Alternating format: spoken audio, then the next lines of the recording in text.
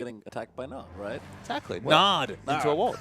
All right, well, UP versus LGD game number 2 will now get into the draft, and we'll see if there is going to be a Nard ban coming through for either side here. Lulu Cassiopeia, UP's first 2 bans. LGD going to select the Azir once again, so those 2 popular mid laners. It feels like Azir Xerath all over again, just with a slightly different twist. We had no jungle bans whatsoever last game. I think both junglers did fine and didn't really seem to advantage one side or the other, whether they got the Gragas or the Rek'Sai. Kalista, very standard ban. You have to respect that against Skatch. It's surprising because, again, we expect him to be really wanting to pick up that champion, but on both the blue and now the red side, being forced to ban the Kalista. Yeah, Imp not going to take it there, as Rek'Sai actually does get banned there, so one of the junglers going to get targeted. I wonder if LGD think to ban something like Gragas here and just be like, okay, you're banning a jungler, you're going to try and take probably Gragas away here. They are going to ban it, which leaves Sejuani and Nunu as the other big ones that people think of, but plenty of options open still. And I come back to the chess match analogy. It's one of those situations where suddenly, after no jungle bans, you ban out a high pressure or mid-game pressure jungler. I think it's a smart move from LG to respect that, ban out the other one, and ensure there's no mismatch. There's no Gragas versus Nunu matchup. There's no Gragas versus Sejuani matchup. Instead, they're going to be similar level of pressure, unless you want to go out of meta and move towards the Lee Sin or some of the other extended picks in the jungle meta. We've seen that already, but be curious to see where the junglers do want to go with their junglers, whether they keep it a bit more standard or do mix it up. But UP, considering their first pick here, I liked the Nut Hover here, but decided they'd rather have the Hecarim. But you have to think with that matchup especially, Flame is snapping off the Gnar. He's at least going to show us the cannon that we've wanted for so long. He looks so happy. He's like, yes, cannon. His analyst immediately like, no. He's like, oh. There's 2 schools of thought. Shy returned to the Shyvana recently in the LCK. Again, can be a very strong laning matchup. Very similar. Take the teleport smite. Similar roles in team fights as well. But the Gnar, especially after that 5-man Gnar, I think you have to take it. Flame looks really happy here, but he's going to consider a couple more champions. Flashing the Bard once again, our LGD. They might have something kooky cooked up once again. Is it going to be the Nard combo coming in? Not much longer for them to change up their champions. Flame is really happy to be getting his Gnar once again, and it is the Nard combo coming through. Nard is the word, and Nard is locked in. This is going to be exciting. Will we see just waiting out 2.5 seconds of stasis into a 5-man ultimate? Tempered Fate into Gnar ultimate. We'll just say Nard and just leave it like that. I mean, Gnar is your other option, and that's definitely not good. So LGD, again, put together some nice team fight combo. That is what Bard brings to you. Always creates unique situations, certainly, but a lot of good team fight situations, despite maybe some weak laning, or even, honestly, weak roaming for a roam champion. Not quite the same influence as, say, the Annie that we were seeing all throughout the spring. But it can be situation, but definitely not the reliable roam of an Alistar or Annie. No, or even something like a Thresh. But UP going to answer back with some strong picks of their own. There's actually the Thresh that we talked about, and Sejuani is going to be the jungler of choice. There's some windows to be exploited about this UP comp. So far, they've locked in a scaling jungler and a scaling top laner, especially a scaling top laner with a bad matchup against Gnar. I mean, Thresh, obviously a very strong pick mid-game champion, but some weaknesses. I want to see some mid-game power coming out from LGD. I mean, I don't know if I want to see Vayne again. I didn't mind the Jinx that they were flashing, actually, but again, the jungle pool's also been shredded slightly. Nunu's the only big jungler that we look at generally that's still available here. So if he wants to take it against Sejuani, he can. Actually like the Jinx flash there for a while. It was very cute, actually, but Godvi is going to lock in the Nunu for his jungler TBQ, and Imp is back on Vayne duty. There's already a lot of peel and a lot of the Blood Boil on Vayne, obviously. Has always been a synergy even back in the Nunu support days, and now you've got the zone control of both if we see especially see the Gnar bar being really well cultivated by Flame, the threat of the Gnar ultimate, the threat of the Absolute Zero. There's a lot of space for Vayne potentially to be doing a lot of damage. Not quite the Azir to round out a perfect protect the hyper carry comp. Not going to be available in this particular situation. But UP, weak top lane, weak jungler, they're trying to pick some power with their other picks. The big issue here is that LGD have already flashed it to UP. I assume PYL is snapping off Orianna here for Godvi. It's good in the matchup against LeBlanc. Civ is great as well for UP, so I don't mind that comp at all, but I don't see why Godby wants to change unless they really, yes they do, want to run the Varus Bard once again. It's shenanigans time once again, pastry time. LGD, there was a big discussion about chaos versus control, and LGD definitely on the chaos side of things. They certainly do love to be on that for a lot of the time, unless they get super serious in playoffs, and then they really come out into that, I guess, their final form. But again, we saw a lot of this team comp from LGD do work in the last game. Can LGD do similar things? I think one time you're sort of, okay, I see what you did. They're very cute POL, nice Bard ultimates, and they set up some nice moments. But if they can make it work once again, especially if they don't fall too far behind and can be proactive with their team fight, that says to me that LGD are really onto something with this team comp. I mean, to me, in general, when we run through the lineups, we're going to start off with a strong laning matchup for LGD in the top lane. But apart from this lane, I think you have to abandon the strong top laning 1v1, go for the lane swap. If you get a lane swap off and Vayne shows up in a lane against Sivir with Blade the Ruined King, I think this LGD comp has a lot more potential. I actually like it over the previous LGD comp. With the Nunu Space Control Ultimate especially, to have some semblance of a front line. How is Varus going to do against LeBlanc? Definitely going to be on the back foot for that early laning phase. Yeah, I mean, Sketch, again on the Sivir, might struggle once items come through for the Vayne. It's a fairly standard support matchup as well. Plenty of playmaking opportunity going in there between Hart and PYL. Bard is back, Varus is back. Godvy's going to go kooky once again here. And if LGD can make this work, I'll be a believer. I'll be a Bard leaver, Papa Smithy. Yeah, will we see the 1v1 matchup, Nah taking advantage of Hecarim? Will we instead see the lane swap that might isolate not the best mid lane matchup you'd have to think? I guess Varus can play super safe, but have no semblance of control against a strong laning champion like LeBlanc. Well, we'll have to see what happens. It is round 2 for our magical journey.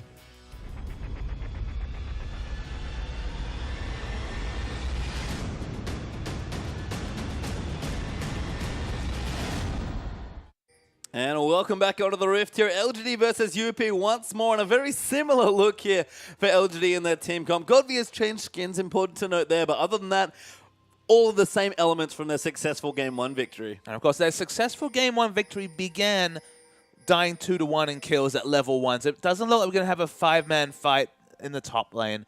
Sad days for this particular game, but UP, they're a 4-man stack. They want to get some information, but so far not really achieved anything. And you can see everyone backing off, just some wards, but fairly shallow for both sides as LGD just looking to guard their entrances.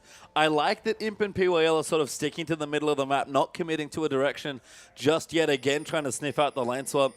At this point, it looks like they're going to have to guess here, but if they're moving to the top and Sketch is going wide, it looks, no, actually back to the mid lane. So both teams really trying to make sure they scout them out, but Imp and POL are going to now commit to the top side. I mean, very expected the lane swap coming through from LG. Going to be successful, so they don't get Nah just smashing off against a Hecarim, but Sivir actually cheating towards the top side. They don't have information yet. They have not been spotted by a blue ward just yet, but the bluff has been called by UP. Yeah, so nice guess there from UP. It looks like they will get the lane they want eventually once Hart moves out of the way. But the smart thing about what LGD are doing, they check all of the entrances to the jungle and then move their lane back up to the jungle so they know there are no wards there to spot the swap. So importantly, Sketch and Imp have now spotted. So how does this work in terms of vertical jungling? Both teams are starting off on their buffs on the bottom side of the jungle. Will we see true vertical jungling? Sketch is 1v2. You have to really respect that passive coming through from Vayne, especially when it comes to level 1 autos. And even though this matchup should be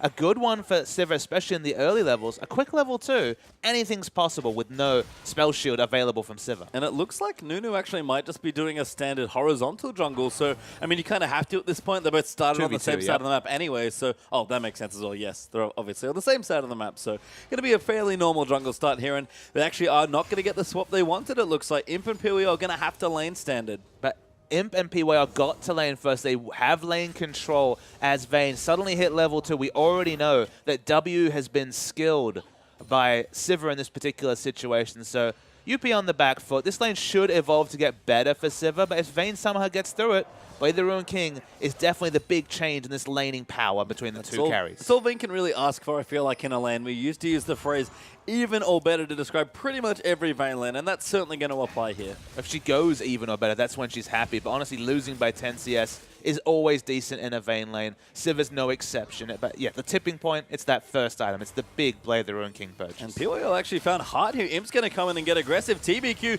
going to join in with a snowball, but an exhaust's going to come down. Punishes here with Amy as well. PYL already dead. Heal popped as Flame is ported into the top side as well. And LGD going to try and navigate now a 4v3. Flashes there, get used as Flames, forced to hop and flash away. Imp gets a kill into Amy, but it looks like he might go down. 3-man boomerang's not enough. Punish gets the next kill, and we start the game almost exactly the same way as last time. So it evolved into 4v4. Crucially, Hecarim did not use his teleport, and Varus, as a fairly immovable not control mage, but obviously wave clear champion, didn't come and join, the result is that Varus now has to deal with a fiendish Codex LeBlanc at 4 minutes into the game. Yeah, it's already tough for Godvi. You saw him get poked under his turret at level 2 and take about 50% of his health. Not going to get much better, unfortunately. I mean, he's got a decent CS lead now, but LeBlanc's going to come back and even that up fairly quickly. And Godvi will go back. He'll get whatever item he can afford. As PYL there looks for a Q, forces the flasher onto Sketch. Hook will miss, though, as TBQ, sorry, is going to rotate away. So nice pressure there from Nunu. Almost gets another kill. It was really nice pathing by TBQ to come back to lane. They really expected the aggressive back in the closest brush. They just pushed in a wave. It looked like it was going to be a big win for you because they're going to get a free back after pushing in two and a half waves grouped up into the turret that Vayne was going to miss. Now they've been punished. LGD have all the options about wave control. And Civ actually been forced to go for kind of a weird build. Didn't have enough gold for a pickaxe, you have to guess, and just double longsword, kind of pricing herself into an eventual Ghost Blade. And I saw Imp do this as well, and I was like, huh, is that going to set him back? But I believe this actually builds in the build order, so he's fine as far as items go. I guess Scat saw the double longsword and said, well, I can't afford to fall behind in this lane. Guess I have to copy you. And that's just how thrift shopping's evolved, is when you look at the enemy like, he got a pickaxe, I guess I have to match the power. Especially in a lane matchup where you're expected to win. Just coming back with a longsword, you open up really potential for Imp to run away with the lane, even in a counter matchup. Imp is so aggressive, but a good bait here for UP. Amy's in back in the top side. Imp has no summoners. He's actually going to re-all in, but a Flay going to keep him safe. He eats the tower hit, and Amy gets an easy kill. I think it was smart of him to go aggressive. He was going to die whatever. Magical journey. Very magical, but maybe not for PYL. Actually able to get out safely, but actually might have been towered, I fear. Long's level 5. That's a fairly tanky hacker, and PYL, as a result, has to walk back to his tier 2 turret to be safe. But you might think, why did Imp keep going aggressive? Is that he was 100% dead, and if he went aggressive, Sivir was 1 auto away from dying. It was the only way he could guarantee that the kill credit wouldn't go to the Sivir. So it's that situation where you're relatively happy to give it to a jungler. Giving it to a Cinderhulk scaling jungler like Sejuani certainly isn't ideal, but it was the best of a bad situation for him. Yeah, and TBQ's answering nicely here as well, able to sneak away a dragon with a slight amount of help, but not a massive amount there from Flame, and punished. Returning to his lane, TBQ still working on the dragon, should be able to get it though, as Consume's going to come back, and he does have his smite available. Dragon number 1's going to go to LGD, and a decent trade there with Imp dying. He's actually back down in the bottom lane now against the Hecarim for now. And it was impressive that Govy was able to actually get some lane control, push it into the turret, just to make that Nunu dragon even safer in the solo dragon stakes. Punish going to have a lot of wave control, waiting for level 6, but Godvi, despite not having the 2 kills in the pocket, pings at level 6 first. Will it be enough, though, through both the potential disengage of the Chain of Corruption and the defensive barrier choice to get through this LeBlanc lane? I think barrier is an important highlight. That's a smart summoner choice there for Godwin.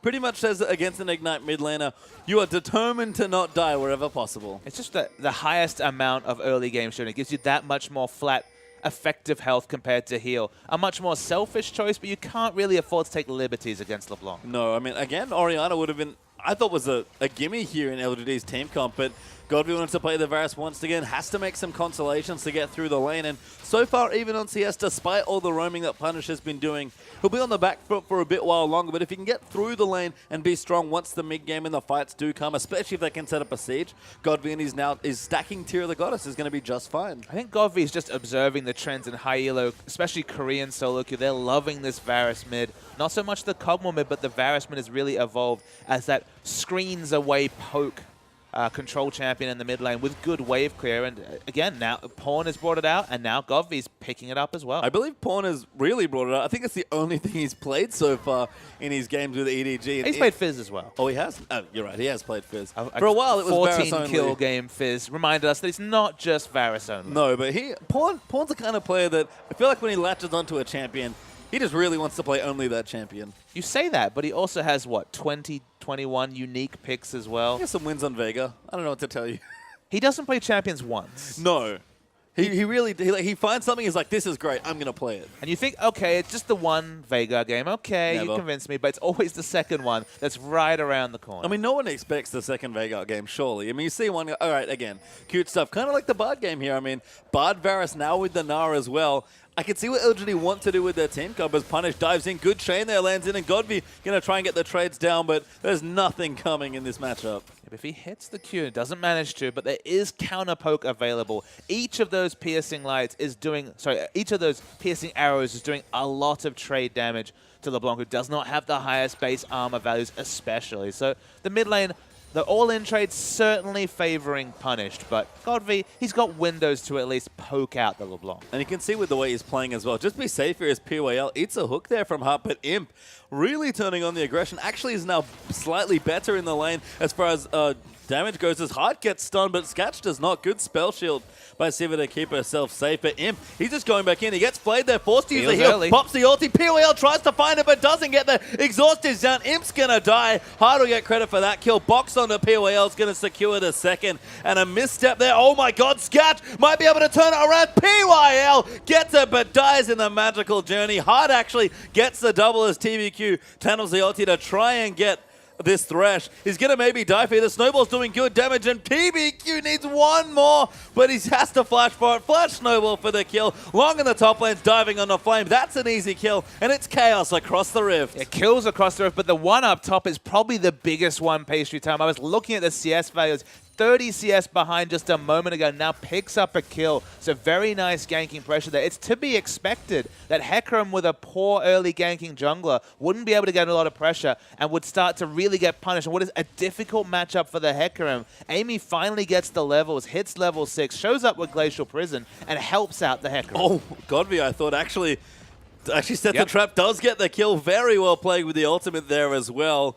Pinkward nonetheless, Godby is very crafty. Very, very sneaky. It was definitely Fizz-esque playing the Varus.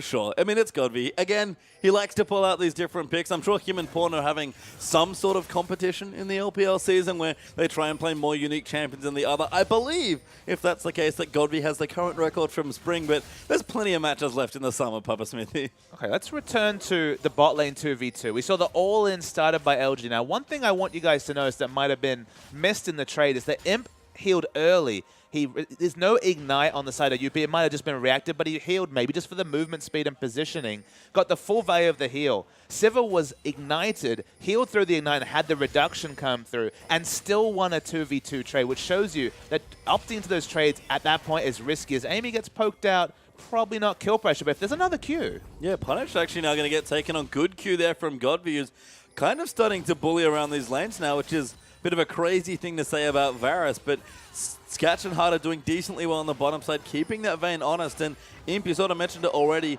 needs that Blade of the Ruin King to really get things going, and is not quite there yet. That's kind of the point, was that all the other factors were actually in the advantage of LGD, and they got their big heal value, which doubled, of course, the heal effective to Siva, and soundly lost it 2v2. They're all-inning again, actually. Ulti misses there. Very well played by Sketch and Hart. Spell shield there to dodge the Tempered Fate, and good positioning from Thresh to get out of it. TBQ is going to find Long, actually, though. Channels the ulti for decent damage. Godby lining it up. Has the ulti back in there. Snowball lands through. Q's going to go in. Ulti misses, though, as Long. Oh, it hit. He saved his ulti, but still managed to go over. But the Q going to land in. Not enough damage, and Punish going to launch in. Try and take him out, but Flame, he wants to die, but he can't quite do it. If Lung had complete information, actually held the ultimate, which of course cannot be stopped, that is a massive ride to come through for Amy. They are going to pick up this tower, but if he was cognizant of the fact that Varus had ult and just waited to use the Onslaught of Shadows in that manner, that was beautiful Hecarim mechanics from Long. Kind of awkward that Godby was channeling a Q there as well, because he couldn't actually use his ulti. He's busy charging up his arrows. So Godby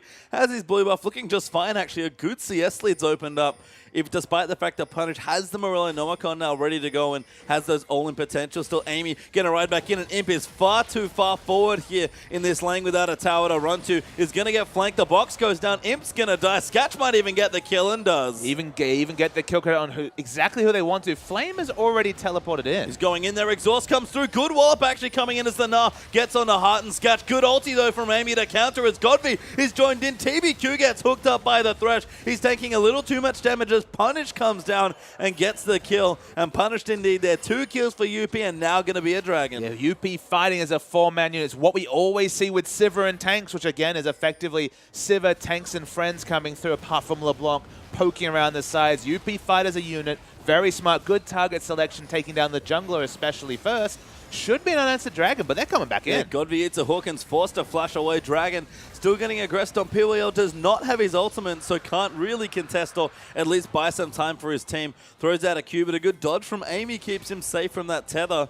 And UP going to get their Dragon and collect their gold lead. Just watching to see what Flame builds. Looks like it's going to be Farmy Cinder Imp is again. still here. Good Q there from PWL. Long's going to die to Imp, and it's been a crazy long extended team fight, but it's a trade, I think, about 3-for-1 in favor of UP still, plus the Dragon there as well. And aggressive backs getting punished across the map. We already saw Sivir and Thresh early in the game getting punished for overstaying after pushing in a wave. Long was just too cute with his back and got punished as well. And Imp still doesn't have a blade as PWL's too aggressive. Heals used as well. Sketch going to get aggressed on as Imp pops him away with a condemn, but still going to try and move in. Amy's going to line it up, though. Doesn't have an ulti. PWL has to run very far away. And Imp, you can see, he wants to all in this Sivir. He knows he can win duels, but he really needs to get that blade on pronto. Yeah, the trades are getting better and better for Imp. He has the recurve bow, which gives now 10 physical damage extra on auto attack, but not quite the blade for the significant kill pressure.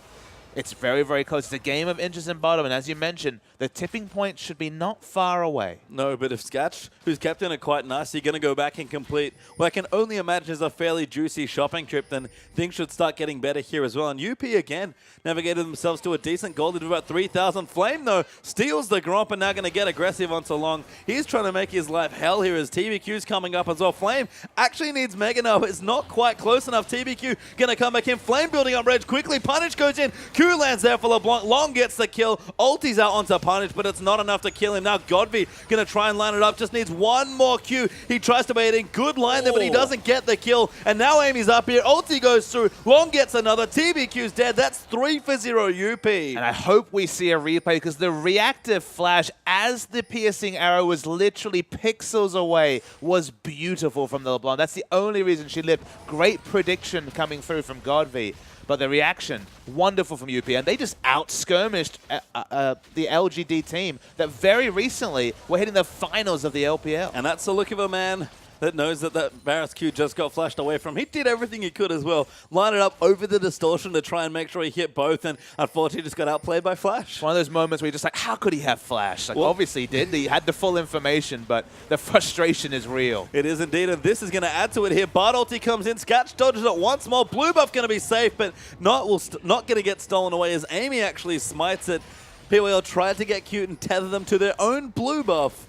But unfortunately, just missing the timing on the Q. And they thought they had Lung down. It was a 2v1 trade, but we already saw the trade went very well for UP. And now Lung 3-1-2, still 20 CS behind, but getting to pick up team fight items just to be able to contest the Dragons. They're 1-1, but at 11-5 in kills.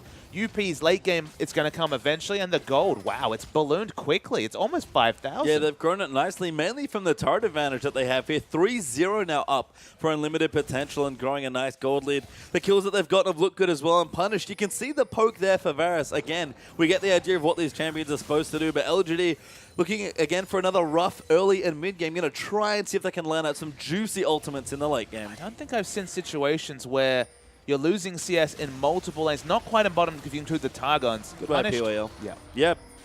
Journey a bit too magical there. Ulti actually spell shielded, I think, there, but good. Hail of Arrow is going to keep him safe. Never mind. Punish comes in. Amy throws in the ultimate. Everyone goes in over the top of the Raptor camp. And that's 2 kills once again for UP. And Godvi is getting punished for not taking cleanse this time. He took barrier just for a bit more laning power, but the cleanse, I don't think it was optional. At the moment, it feels like QSS can't be naturally built till after the last Whisper. And until then, it's free kills for the Sejuani. And this tower is going to be free as well. 4-0 now the turret score will be as Sketch dodges back in there after tanking turret aggro. Imp actually has to be careful as well. Flame is down here, but doesn't quite have enough rage yet, and POL returns also, but no ultimates really here. Sketch pops out the shield, but doesn't need it, and again, the 4th turret falling. Dragon back up in a minute 45, and LGD are starting to fall further and further behind. It's a lot of power in the pockets of LeBlanc, and now it's evolving to be the Hecarim as well. Maybe going to be frozen hard as a snowball item, so Trinity Force not coming at all, going to be quite late. but the immediate power for the early game power spikes of the likes of LeBlanc and Sivir is confirmed. You can see Imp trying to clear out what he can. He has his Berserker Greaves. He has his Blade of the Ruin King complete now as well, but fairly behind as far as damage goes. Can maybe start to split push, at least if it's against Skatch. He can probably take the duel now, but unfortunately for Imp, all the turrets are down. The safe spots to farm are kind of been destroyed by UP, and that duel that he wanted so many times in the 2v2, he's no longer going to get. I think maybe that should be credit to UP, though, because the moment that Imp is ready for duels, it feels like the team fight phase has started. It's been accelerated by the likes of Sejuani, who had an uninterrupted early game, suddenly has 10 out of 13 kill participation, and is getting super tanky with the Frozen Heart, Cinder Hulk, and the Sightstone being completed. This is the point where Imp wants to be split pushing, and it feels like UP just going to play the objective game and ensure they don't have these situations where multiple members are overextended with outplay potential from the Vayne. I mean, there's a lot of protection here for Imp as well. Punish going to die back in, but PYL's here. Imp, though, almost gets two-shot by the LeBlanc, and all the bindings in the world aren't going to save you from that. He would have died if they had ignited. It did not ignite. It looked like a nut cross with just the grievous wounds coming through from the Merlinomicon.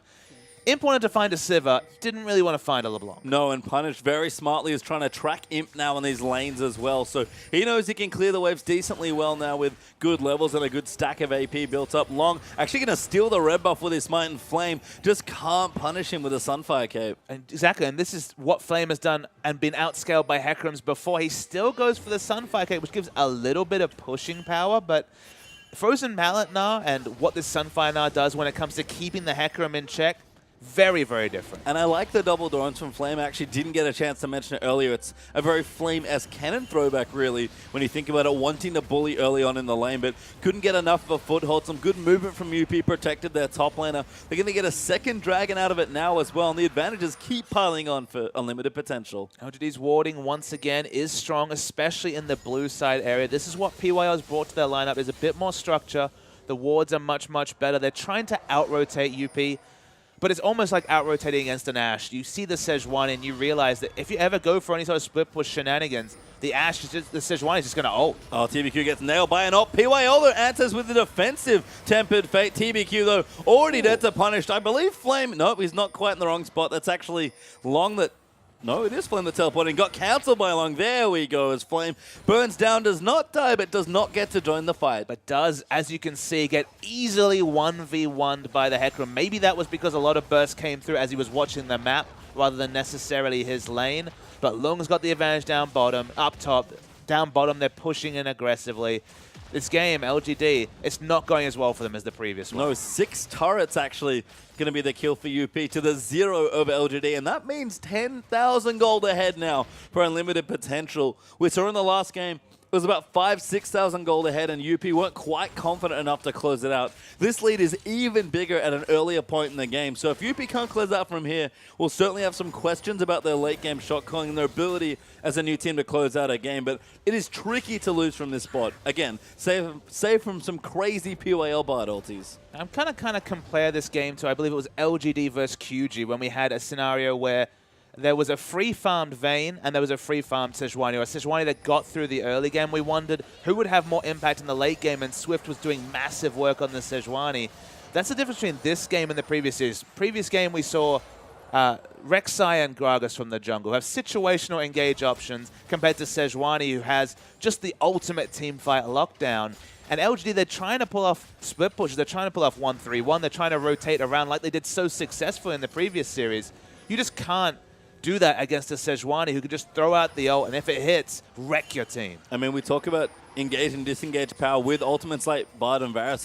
Sejuani might be the queen of those ultimates right now as far as popular picks go, and you can see Planner still pushing as well. Again, keeping Imp in check, or even at this point, just a fine split pusher, and it's actually UP that seem to be doing a bit of a 1-3-1 split push. No one can go and lane against LeBlanc. Has 6-1-3, death cap on top of a Merlinomicon. Vayne certainly cannot lane against her, barring a crazy outplay and honestly some mechanical misplays from the LeBlanc player herself.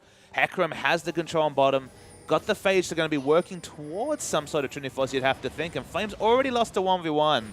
probably going to keep happening. Yeah, just runs away there. Doesn't use his ulti to disengage as PYL's forced to flash out. Magical journeys to safety, though, as Amy is going to follow into the portal. Godvi trying to kite and fight here with the poke coming through, but UP just getting deeper and deeper vision in LGD's jungle. Just pushing up the minion waves. Just suddenly, every camp is a risk for LGD to try and contest. Even their own Raptors and Wolves are looking like an objective too far. Flame's trying to show a bit of aggression in bot, be the alpha male, but the rest of UP are totally running over LGD. I mean, the gold lead as well, just creating more problems. It's not like UP's comp is even bad, honestly, in mid to late game situations, but the fact that they're ahead as well. I mean, top lane especially.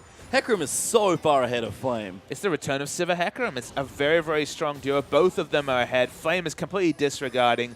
And unfortunately, in these sort of situations, when Baron is a risk, when you get all this control over both the inner turrets in top and mid, someone eventually has to ward, and they just die. Yeah, Imp's overextended. He's dead now as well. Jeez, that was a lot of damage as Flash Play will actually miss there for Hut. TBQ trying to run himself away, looks to get to safety here as he scatters back through his jungle. Flame or Rejoin in there as well. Punished actually going to get the kill there onto Nunu. Long teleports in, has the home guard ready, but he's rushing straight for Baron. And there's just nothing Varus can do in this game. Varus got to dictate previously because you get into smart positions during Tempered Fate on a Baron.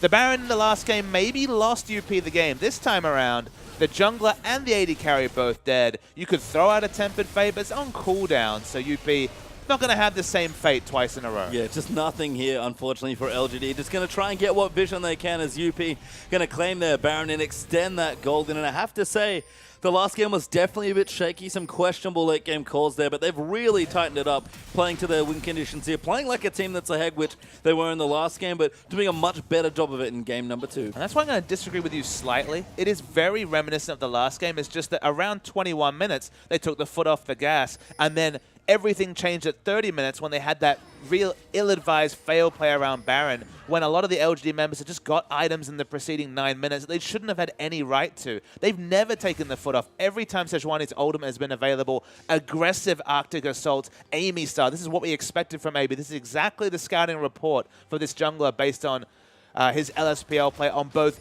Vici Gaming potential and previously on Vici Gaming when he took that lineup to the LPL in the previous split. So just showing so much aggression, never giving time to farm up.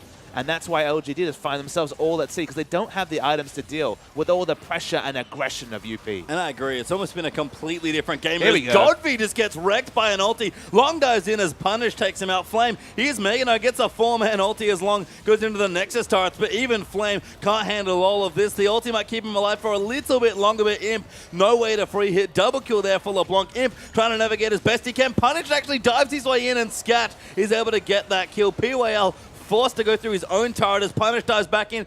PYL actually gets the kill onto LeBlanc, but I don't think it's going to matter. Yeah, too much aggression from Punish, but it doesn't matter. They take the inhibitor. They don't have another minion wave to pick up. They still have Baron buff minions, though, so it should be the game. And turrets at least going to fall. The first one goes in. PYL gets hooked, and he'll get blown up there as well by Scatch. Now TBQ going to be the next target. Goes down, and that's everyone dead. Godvi is back. Imp will join him soon. Going to go in for the turrets here as Godvi throws out an ulti to keep them off the turrets. It's not game just yet, but it might as well be. Amy is so tanky. Actually tended towards the turret. It didn't matter. Could just Arctic Assault away. The difference between the two games, Page Time, is best encapsulated by the last time we saw Sejuani ult or a big ultimate hit onto Varus, instant QSS. This game, no time for QSS, buying all these emergency items like, for example, the home guard boots. You don't have 317 CS Varus before the team fight phase started, and now he's just getting caught and dying at the start of every fight. I mean, Imp's going to get red buff. He's only just got his 2 items by the looks of things, unless he's got a nice big stash of gold hidden away there in that cloak, because Imp, I mean, it was the same story for him playing Van last game, fell behind and then had to farm his way back up. But you said it. UP have just never taken their foot off the gas here, and those gold leads are ridiculous. But those gold leads in 10 minutes' time might not be as relevant. There might be the items like QSS and all the cores down for Varus, who, despite being a mid-lane champion, mid-lane poke champion, doesn't need a lot of items. Needs Mana Moon, Brutalizer, Last Whisper, and then you can happily build a QSS. Everything after that's kind of a bonus, like a Bloodthirster, for example. But in the previous game, he had all those items before he was pressured. Now with Sejuani, it's so much easier to pressure. You throw out that ult, and if it hits, all in is the time to go. and it's hitting consistently. He was forced to take the barrier for laning phase, didn't feel safe enough to take a cleanse against LeBlanc, and I don't blame him for that. But now he's being punished because of QSS. It's still effectively 1,300 gold away. Yeah, and if we look at LGD and see that maybe they've got 2 items on some of their carries, honestly, their tanks are still falling behind as far as big items go. UP have 3 or 4 items on most of their carries. Long especially has the Trinity Force. Now, he's absolutely massive on this Hecarim, and they're going to go in for another turret here, and LGD are going to struggle to defend. I think Long Strong 10, 2, and 5, 3-item LeBlanc will obliterate anyone. Yeah, I mean, punished here. Luden's in there as well for maximum AoE damage. Long actually does get caught up there, but he'll ride a Lantern out to safety. That last inhib won't quite go down yet, but won't be up for much longer here as LGD are trying to do everything they can to just stop the tide of UP pushing. It's waiting for the next minion wave to come through. They still have the Baron buff as far as we can tell. I believe it's one off. One rotation. Doesn't kill Flame, but damage is going to stick. Yeah, Long just going to run in for a flank as well. Imp is not safe either in this game. That's probably the other thing. Fate misses. Long is so good at getting onto these carries. Yeah, when the Bard ult down, I think Varus does have his backup. Flame will have his just for now, but his rage is about to run out. And honestly, LGD's luck looks to be running out here as well. UP not going to make the same critical mistake. And like you said, have never stopped just being aggressive into LGD. I wouldn't have minded them continuing to apply pressure just because there's a big stack of minions pushing in the bottom lane. But maybe there's some big item buys coming through. So backing away is probably not going to be a big problem for UP. Compared to the previous game, they took the foot off the gas without breaking the base, without getting a massive objective. They only had some dragons to show for their game. This time around, they've broken the base multiple times, so you can afford to shop up and get ready, and Godby's caught again. They're going to get 1v1 here by the Hecarim. That's absurd damage. Amy nails the ulti there as well, just to seal the kill, and Long's going to pick up his 6th of the game. And Sejuani being there was overkill. You saw the first burst at over half the health of a Varus. Such is the strength of this high-level Hecarim. They're going to try and finish the game, though, just off that pick. You can see there are minions in the bottom side. UP are going to continue their aggression here. They can get the last turret if they want, but they probably don't need it. Only one Nexus turret remaining as well. Punish dives in and forces out TBQ's ultimate, and it's going to go in onto the turret. TBQ actually gets chained up there by LeBlanc. Turret's going to go down. Imp's going to get dove on. Dies almost immediately, it looks like, as he's forced to back off towards his fountain. The Nexus is exposed. Punish dives back in for a kill on Flame, doing everything he can, but it's not enough. Unlimited potential are going to split the series 1 apiece. And the mid lane substitution paid off, and then some. 12, 2, and 6. We saw LeBlanc and Kassadin in the previous you played. We knew that we should expect a slightly different type of mid laner from Punished than we did from Jiang in the previous game, and it paid off trumps. Getting that power in the mid lane. Sivir and LeBlanc were the last 2 picks on the blue side, equaling out what was some weaker lanes. Remember, it was the Hecarim and Sejuani, but the LeBlanc power against Varus, bit of an opportunistic Varus pick. I think too aggressive in that situation, was punished in lane, literally by the player. And the Sejuani got enough time to scale up, and in the late game, Sejuani ulted one of the squishies, and they died. I think LGD committing too much to their Game 1 plan there, and I said I loved it in Game 1. It was great to watch and great fun, and certainly effective enough to get a game, but UP would only be fooled once, it seems like, and I can't believe Godby didn't pick Orianna. I mean, just... they didn't adapt. That's the big thing for LGD. They went back. They wanted to run the same comp back again and couldn't adjust for Hecarim, Sejuani, and Punish playing a nice LeBlanc game as well. It's the same story for EDG when they tried to run 2 games in a row of Varus. First game went fine. Opportunistic Varus picked the second time and was punished, and the same story was true here. The Varus mid's a nice gimmick, so's the Bard, but I don't feel like we know what exactly an optimal Varus or Bard comp looks like just yet, and that's exciting because the isolated parts in Game 1 especially were really impressive. Well, we'll have to find out some other day as the series does get split between LGD and Unlimited Potential. We'll take a quick commercial break, but when we return, our final match of the evening will be here as OMG take